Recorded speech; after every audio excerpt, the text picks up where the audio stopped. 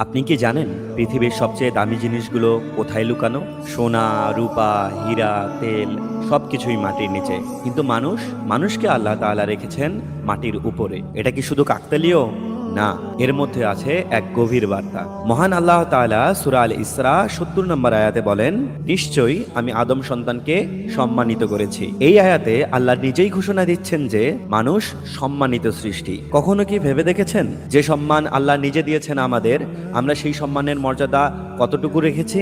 আমরা দিনের পর দিন পাপ দিয়ে নিজেকে এতটা নিচে নামিয়ে নিচ্ছি যে সোনা তো দূরে থাক, কতটা নিচে যাচ্ছি তা আমরা নিজেও জানি না। কিন্তু যদি ঈমান, আমল আর তাকওয়া দিয়ে নিজেকে গড়ি, তাহলে আমরা সেই মর্যাদায় পৌঁছাবো যে মর্যাদা আল্লাহ আমাদের জন্য নির্ধারণ করেছেন। তাই চলুন রমজানের এই চতুর্থ দিনে আমরা নিজেকে বদলাই, পাপ থেকে ফিরে আসি আর আল্লাহর পথে দৃঢ়ভাবে এগিয়ে যাই। ইসলামের এই আলো পৌঁছে দিতে আমাদের চ্যানেলটিকে এখনই সাবস্ক্রাইব করুন।